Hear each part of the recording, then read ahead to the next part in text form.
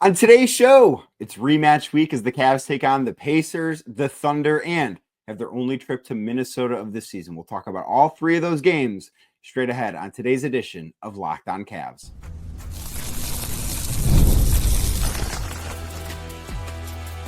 You are Locked On Cavs, your daily Cleveland Cavaliers podcast. Part of the Locked On Podcast Network, your team every day. What's up, everybody? My name is Dane Cunningham. You might know me from my time covering the Cleveland Cavaliers, places like my Substack, The Inside Shot, 92.3 The Fan, Cleveland Magazine, and a number of other stops along the way. I want to say thank you to you for making Locked On Cavs your first listen today and every day. You can find the show anywhere you get your podcast, Apple, Spotify, anywhere else. Drop us a 5-star rating and be a friend. Tell a friend about Locked On Cavs. Make sure you're subscribed. Make sure a friend is subscribed wherever you get your podcast. We are also available on YouTube. If you're watching this video right now, do me a favor, hit that thumbs up button for me, click subscribe, and hit that notification bell so you don't miss the latest Locked On Cavs content, a proud part of the Locked On Podcast Network, your team every day. Today's episode, of course, sponsored by Game Time. Download the Game Time app, create an account, and use code LOCKEDONNBA for $20 off your first purchase. Terms do apply. That's code LOCKEDONNBA, LOCKEDONNBA for $20 off your first purchase. Also, Locked On Cavs now has a newsletter introducing the Locked On Cavs daily newsletter, your one stop for ultimate team and league coverage delivered right to your inbox. Sign up for free now at LockedOnDaily.com. That's LockedOnDaily.com, and start your day with the all new free Locked On Cavs newsletter. It is rematch week for the Cleveland Cavaliers. They just took on the OKC Thunder. The Toronto Raptors, don't have to talk about them, and the Indiana Pacers on Sunday. Well, this week they've got the Pacers on Tuesday, a trip to OKC on Thursday, and then wrap up the week with a matchup against the Minnesota Timberwolves, their only trip to Minnesota this year, coming on Saturday evening. Talked with Tony East of Locked On Pacers about what the Pacers did against the Cavs on Sunday night and how things might look a little bit differently on Tuesday when the Cavs go to Indy. Rylan Stiles, who does a great job covering the Thunder, about that first matchup, the game of the year in the NBA, whether or not we think Thursday's game can live up to that hype, and why the Cavs match up so well with OKC. And then we'll close things out with Dane Moore, a good friend of mine, covers the Timberwolves as well as anybody. You can check him out at the Dane Moore NBA Podcast. Caught up with him about what's been going on up in Minnesota this year. The vibes seem off to me. We'll talk about that with him, plus how Julius Randle is fit in and what's going on with Anthony Edwards. Is he going to start getting the ball to the basket a little bit more?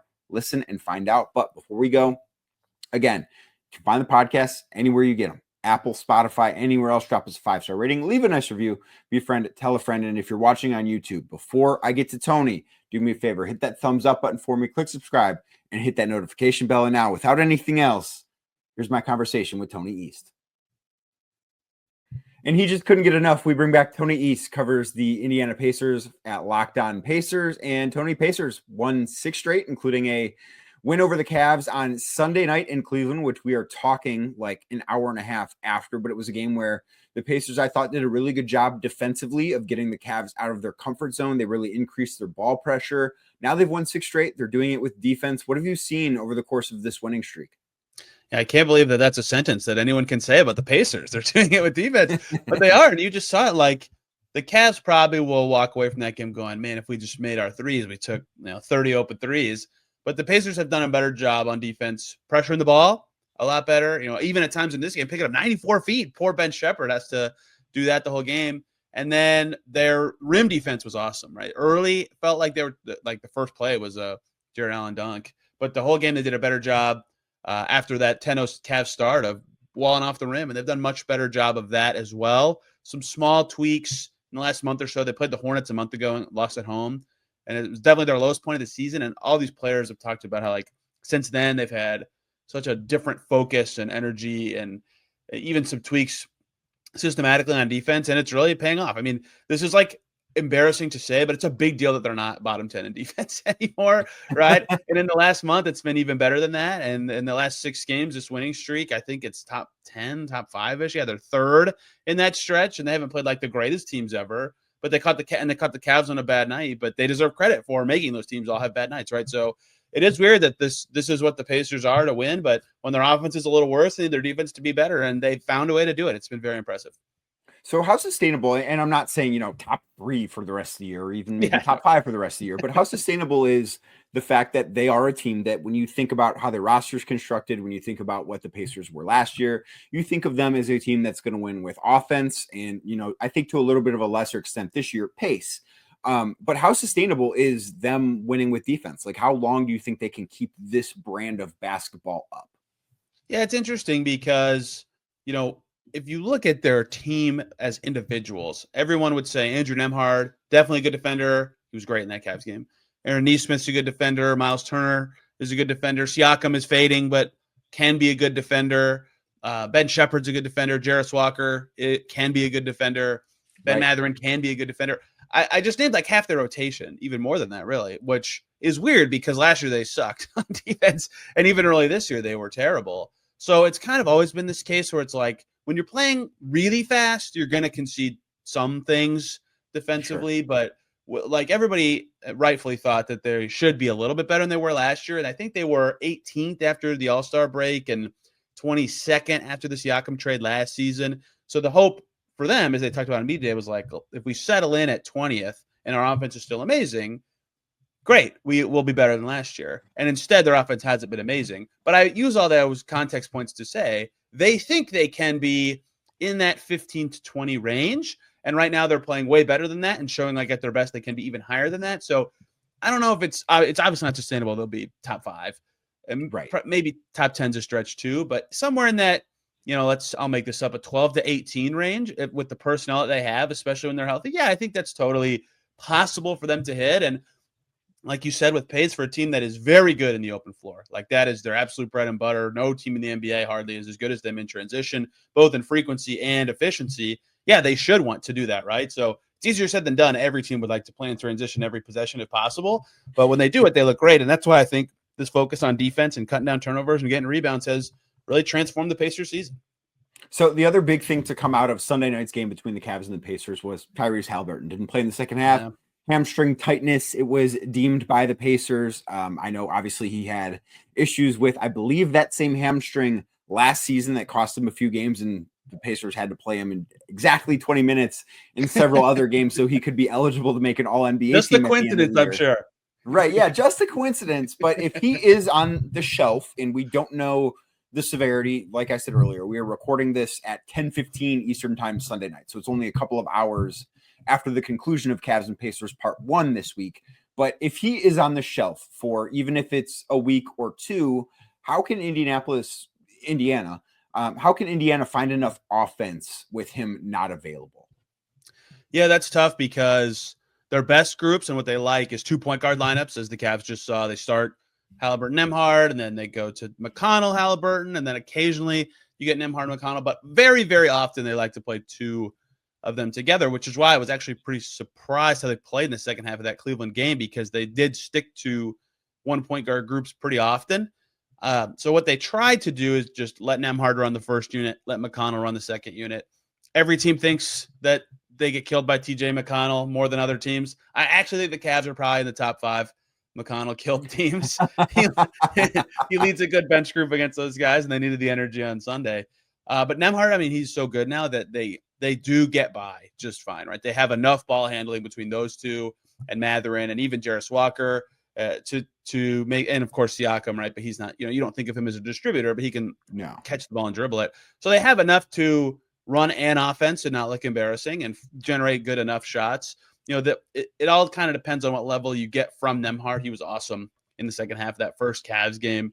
He did everything well on the defensive end too, but there are some nights where that elbow jumper he loves isn't falling, or he's too into the three, or he has too many turnovers, right? That's the nights that those groups don't work. And McConnell's jumper's kind of faded the last couple of weeks. He's 2 for 6 in that Sunday game. So it's not perfect. There's a reason the Pacers offense is like 9.5 points better with Haliburton on than off this year, because he's an amazing player. So they have to defend to win with those groups, and McConnell and Nembhard, despite their sizes, are pesky good defenders for their position. So they can win. They have lineups that still make sense in a deep rotation, but they have to win a different way, the way they did Sunday, right? Better defense and a little bit of a step back offensively.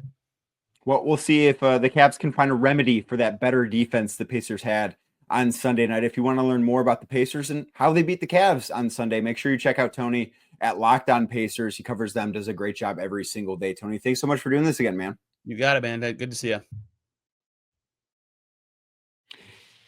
Today's show brought to you by Ultimate College Basketball HC. I want to take a moment to introduce you to a brand new mobile game that I'm really excited about, Ultimate College Basketball HC. If you've ever dreamed of being a college basketball head coach, this is your chance to step into those shoes. In Ultimate College Basketball HC, you control every detail of your program, from recruiting players and hiring coaching staff to overseeing training camps, handling NIL deals, and managing scholarships. It's all in your hands. And when it comes to game time, you get to drop offensive plays, set up your strategy, and what you do too. And this is a really cool part of it. Doesn't just affect the wins or losses in your current season. It is something that shapes the future. It does affect now, but it shapes the future of your school's basketball program. It's a game that lets you feel the full weight of what exactly it means to be a head coach and lead your team to glory. So here's a special offer for Locked On NBA listeners. Use promo code Locked On CBB, all one word, all caps, LOCKEDON CBB, inside the game store to get a free boost for your program. It's the perfect way to kickstart your coaching career. To download Ultimate College Basketball HC, just visit ultimate-cbb.com. That's ultimate-cbb.com, or look it up in any of the app stores. Ultimate College Basketball HC. Begin your coaching legacy today. Today's show is also brought to you by Game Time. I love going to live events. There's a live event I'm looking at potentially going to next Monday night. That live event, of course, would be the national championship game, Notre Dame versus Ohio State. Tickets not cheap, but I know where I'm going to get the best deal if I do decide to go, and that would be with Game Time. It's my go-to ticket marketplace. It should be your go-to ticket marketplace, and they've made it even easier to get tickets for your favorite events with their new feature, Game Time Picks. This feature filters out all the fluff. We don't want fluff. We want just the good stuff. That is exactly what Game Time Picks does. They will only show you incredible deals on great seats, and you don't have to waste your time going through thousands and thousands and thousands and thousands of different tickets. And, like I said, I might go to the national championship game. I don't know. Flights are very expensive to get down there, but if I do go, I know I'm buying tickets using Game Time. So take the guesswork out of buying tickets with Game Time. Download the Game Time app, create an account, and use code LOCKEDONNBA for $20 off your first purchase. Terms do apply. Again, create an account, redeem code LOCKEDONNBA, LOCKEDON NBA for $20 off your first purchase. Download Game Time today. What time is it? It's game time. And he had so much fun last week. He's back again. It's Rylan Stiles, host of Locked On Thunder. After the Cavs and the Thunder played in, Rylan, I think what everyone can agree was the game of the year in the NBA to date last week, with the Cavs winning 129-122. They square off again Thursday night in OKC for a game that I don't know if it can live up to the hype that's going to be created from just the first one. But what were your takeaways from seeing the Cavs and Thunder play for the first time this year last week?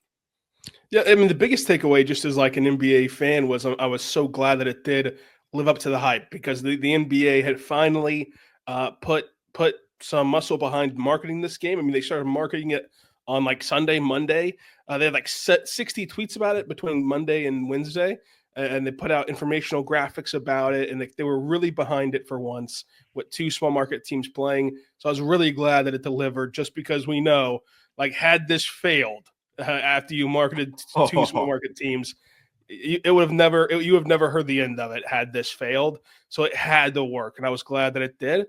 And then number two, I just look at two teams who have clearly separated themselves along with Boston. Like, I think that the number one tier, obviously, in the NBA is Oklahoma City, Cleveland, and Boston. And it kind of bared out on Wednesday, even with all of the outliers you can talk about. Like, I don't think Donovan Mitchell will play that bad again, even though the Thunder have a great defense.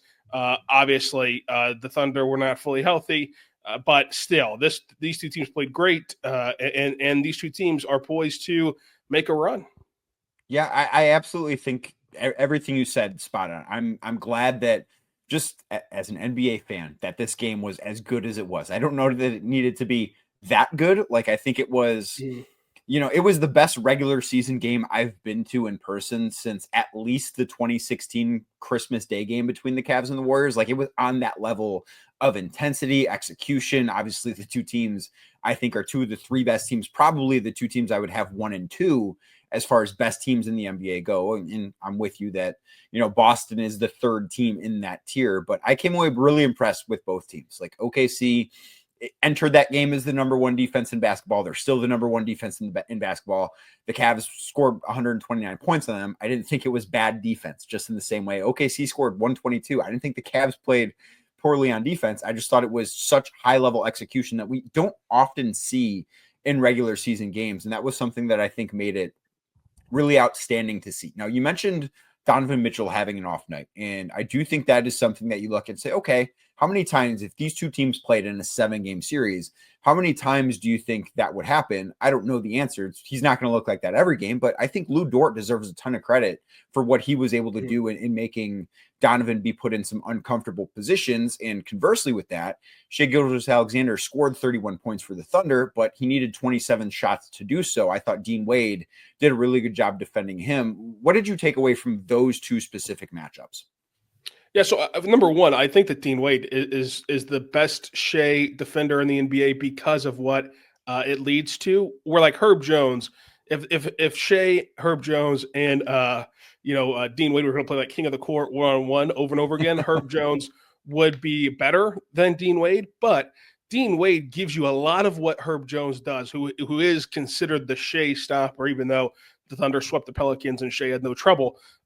He gives you a lot of what Herb Jones gives you on Shai specifically. I'm not talking about everyone in the NBA, but on Shai specifically, he gives you a lot of what Herb gives you. And then whenever you get past Wade, you're then met with 2 rim protectors in the paint, which like once you do that, then life gets really hard on him. And look, he still shot 48% and scored 31 points, but it was really, really, really hard. This is a guy who scored 39 points in 3 quarters against New York the very next game. So I give a lot of credit to Wade, and I think that Wade can repeat that. He can make it to where you watch Shai and just having your prior knowledge of Shai, you're going to say, hey, that was a really disjointed, uncomfortable outing, even though the box score would suggest otherwise. So I think that is legit. As far as Lou Dort and Kaysen on Mitchell, I do believe that he will have his tough scoring night next week. But my thing is with Mitchell, I don't think it'll be this bad, like 11 points and 18%. I think it'll be more like Shai bad, where it's like if you did not know who Donovan Mitchell was and you checked the box score, you would say, hey, he had a good game. But by his standards, it's lesser because you know how good he is once you check that box score. So I don't think it'll be 11 points on 18%, but I think it could be like Shai, where he had 31 points, but he had a dip in efficiency across the board. Right. And I think Donovan Mitchell's first basket came with like a minute before halftime. And that was one of the things that stuck out to me about the way the Cavs played is that, Donovan had such an off night. And again, full credit to OKC for that, for a good chunk of that. I think at a certain point, sometimes guys miss shots, and that's the way the NBA goes. But the fact that the Cavs were in such a good position without, a big boost from Donovan Mitchell, I do think was a really good sign for them. As we look ahead to what these two teams might do on Thursday, there obviously was some issue for Oklahoma City on the glass with Jarrett Allen and Evan Mobley in the fourth quarter. Like that one possession that started with like 2 minutes left and ended with a minute left really sticks out to me. The Cavs had the ball for 55 seconds. Is there something that OKC can do right now without Chet Holmgren coming back? Because I know that's the easy answer, but he's not going to play on Thursday unless I'm missing something. Is there something they can do right now to help alleviate that problem? Yeah, Chet will not be playing on Thursday. We can officially say that. But, I think that one thing that they can do is create more turnovers than even they did. Because you look at the game on Wednesday and the third quarter, the Cavs only had 2 turnovers the entire frame. I mean that was it. And then in the fourth quarter, they were able to survive 5 turnovers. And this is a team that while they did get the Cavs to turn it over 15 times, they've been like in the 20s. In games of forcing turnovers. And that's what helps them offset losing the possession battle on the glass and kind of losing that aspect of the game.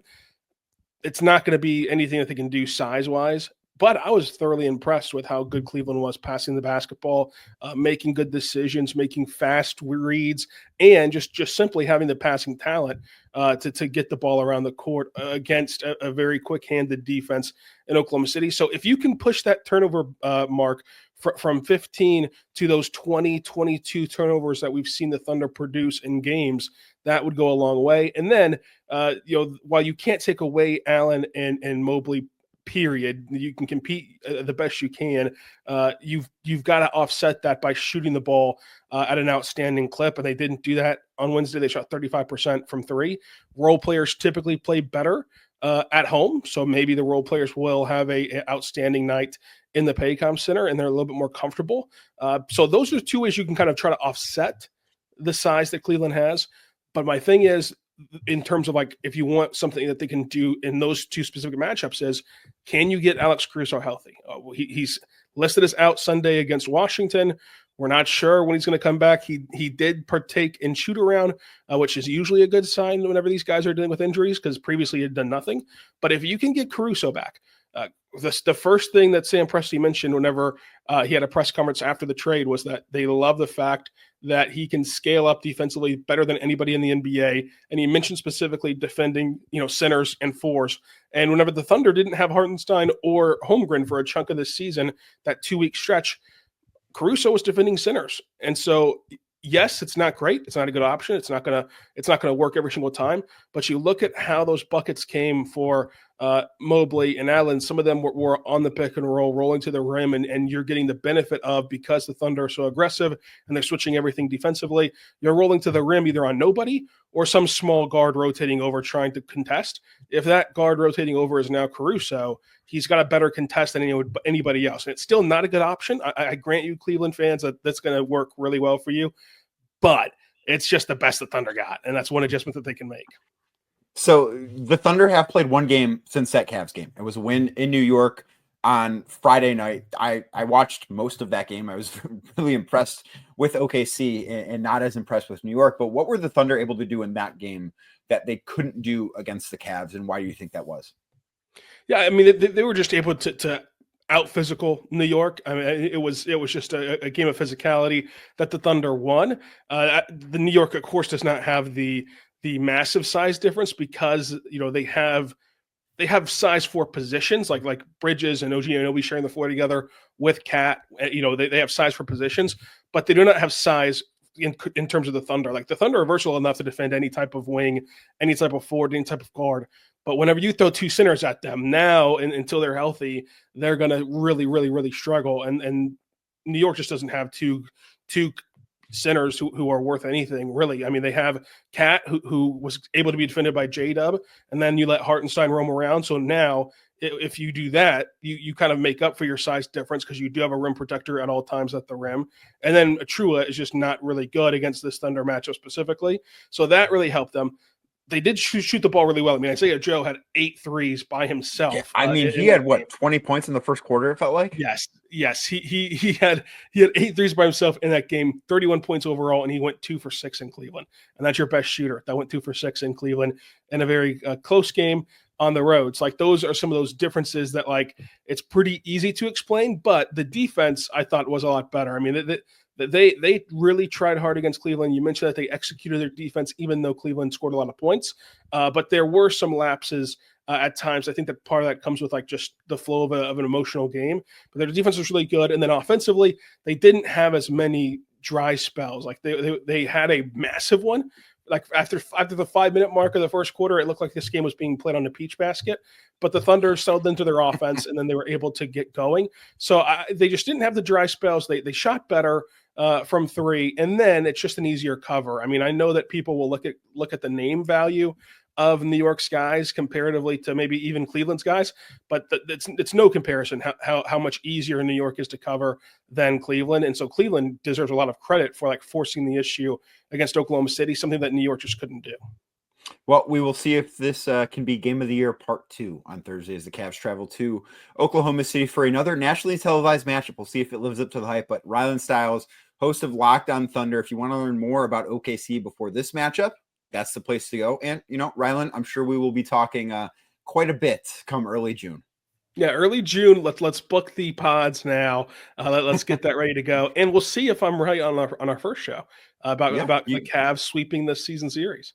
Yeah, we will see. But thanks so much for doing this, man. No problem, man. Appreciate you. Today's show is brought to you by Open Phone. Running a small business means you're wearing a lot of hats. Your personal phone becomes your business phone, and before you know it, you're juggling customer calls day and night. As your team grows, it becomes impossible to manage everything with just your personal number. That's where Open Phone comes in. It's the #1 business phone system designed to help you keep your work and personal life separate. For just $15 a month, costs a few cups of coffee.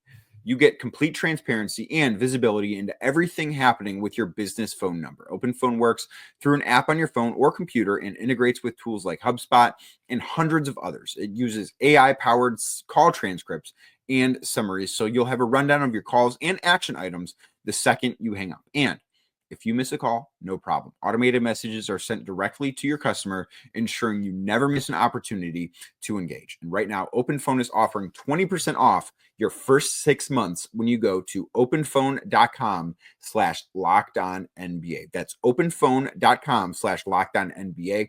openphone.com/lockedonnba. LOCKEDONNBA for 20% off 6 months. Openphone.com/lockedonnba. And if you have existing numbers with another service, Open Phone will port them over at no extra charge. Well, Dane, the Wolves went to the Western Conference Finals last year, and this year things don't exactly feel as they did going into that postseason run. The vibes, at least from my sense, so many miles away, feel off. What exactly is going on in Minnesota this year? I mean, I don't think they just don't have as good of a team. Yeah, I mean, like they made a trade for predominantly future financial flexibility reasons, right? You know, you get off a Cat's Supermax contract, and you're able to. I mean, I think that's where they messed up, was they thought that Julius Randle would be able to better approximate Cat's value than he was able to. And, you know, I kind of thought that too. It's kind of come to appreciate some of the stuff I didn't appreciate about Cat's game, even like defensively, you know, last season. It's not like Randall's been terrible in any sort of way. Like, he's actually tries on defense, sometimes doing some of the Cat stuff there, but overall it's a less talent in the pool, right? And then it's kind of doesn't fit together super well. And it's pretty easy after every sort of loss that happens to be like, oh, you know, Finch should have done that, or this guy shouldn't have been out there. What are we doing about this lineup combination, that lineup combination? And I think that's what you're getting at when you say like, oh, feels kind of wonky. It is kind of wonky. Right. Is there a way, because they just made a change to the starting lineup within the last couple of weeks, and they've won a couple of games. We're recording this Sunday afternoon, the day after they lost. I think they had a 3-game winning streak that was snapped on Sunday or on Saturday night. How much has that change impacted them? Is there a way that you see, that you think about as you're watching these games? So, you know, maybe if they did this a little bit different, they'd be able to maximize the group that they have right now. Yeah, I don't know if it's like a group that can be maximized. And what the problem was that, you know, for Cavs listeners who, you know, aren't watching all the Wolves games, is like they're going to the starting lineup of Gobert, Randle, McDaniels, Edwards, and Conley. Same one they had last year, but, you know, Randle for Cat. And they weren't a good offensive team last season, but that was like 1.5 non-shooters, right? Like Rudy wasn't shooting, and then Jaden's like kind of one of those like Okoro guys, right? Yes. Yes. And then you bring Randle in for Cat, who was an elite spacer, provides a lot of space, and you get to like maybe another half of a non-shooter. I mean, he shoots them, but he's not like, and he can make them, but he's not having that same sort of gravity. So that starting group is just like spacing problems all the time for Ant, which really has made it hard for him to get downhill and get to the rim. And that's why we've seen, you know, credit to him, like kind of figuring out a solve there is like, I'm just going to shoot a bunch of threes, right? Like there's no space in it there. I'm just going to fire from here. And when he's done that, and when he has the hot shooting games, like the offense is functional, but that group it didn't fit well from a spacing element. And it's like when you compared to even how the Cavs look with multiple bigs, certainly of the other 5-out teams, it was just funky there. So they made a change to put DiVincenzo in for Conley into the starting lineup. And that doesn't really solve that issue of 3 guys that are funky for spacing, but it's made like the other rotations a little bit cleaner. Like they found some really good groups that aren't the starting group, which has Wolves fans going crazy of like, wait, why aren't we just starting this for this one? And it's like, well, we got to remember it's a rotation all the way through, but it's just another one of those funky things, man, where you're like, what's going on here? It's a roster construction issue, I think, or very like rose-colored glasses. They're still figuring it out, and later down the line, like it took a year with Gobert, maybe that's what's happening with Randle. But it's hard to watch this and not be like, this doesn't totally feel like it fits perfectly. Right. And I do wonder, with it not fitting perfectly, what this team's going to look like after the trade deadline.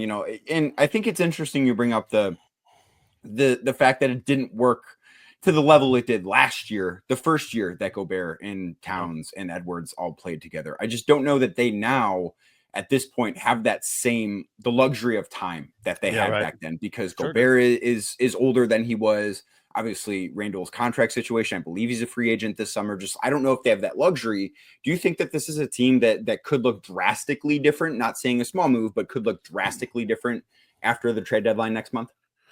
I think if they're drastically different, it's like on draft night, where you can, where just one, I think they at least are giving off the vibe that they're way more into Randle than maybe a lot of people watching are, or like believe in that where this could be going. Obviously, that would make sense of like pretend we really like Randle so we could trade him. But I think there is some genuine Finch appreciation of Randle and a belief that Finch has in Randle that he can be more and fit this better, that he coached him back when Randle was in New Orleans. Like those two are really close.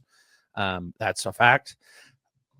So it seems like this understood change is coming, that like Julius Randle is going to be traded at the deadline. And I'm not saying there's like I don't know, like, but I just don't think it's a for sure thing that he's going to be moved, because the Wolves are also in the second apron. It makes it very, how it is, man. It's like you start playing on the trade machine, and I really think like if they're going to trade him, it would be mostly like a salary dump. So that doesn't really make sense in the view of like, if you're still trying to win this year, and it seems like they like want to go to the playoffs, get another bite at the apple, even if it is like a 6 seed or something.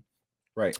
So I don't know. I don't see like when you were here covering the team and 10 dudes got They're traded. better than they were then. How many guys got traded? How many guys got traded at that deadline? Was that 9? I think. Well, 8, I mean, that was the deadline where the only two guys, that was when they traded Andrew Wiggins for D'Angelo Russell. That was the deadline. So Gerson Rosas took over the team the spring the year before. After the year before, it was after they fired Tibbs. Rosas took over the team, and the only two guys that were left on the roster after the trade deadline from the day he took over were Karl Anthony Towns and Josh Okogie. That was it. I don't think that is coming from Minnesota this year. Hey, if that's coming, that's going to be crazy. Right. Like, I mean, that would be nuts to see that much turnover as quickly as it is. And it's easier to do that, obviously, with a team that's not very good, as opposed to a team that is fresh off its first conference finals appearance in so ever many years. But that kind of gets me to this question, like off of what last postseason was. And they do make a trade that is, as you mentioned, suited towards more future financial flexibility as opposed to improving the team immediately. What are fair expectations for this team when the postseason does arrive? Because, despite the slow-ish start for them, I still think that this is a team that will be in the top 6 in the Western Conference and will be a playoff team. Yeah, no, I think they will too, because they're going to keep going for it. Like it's, they're not going to. So that would lead me to believe. I mean, I kind of look at the West, like you got OKC tier 1, kind of Houston and Memphis. Like give them credit, they've been winning games 2, 3 there. One of them could fall off though. Like that could happen. No doubt.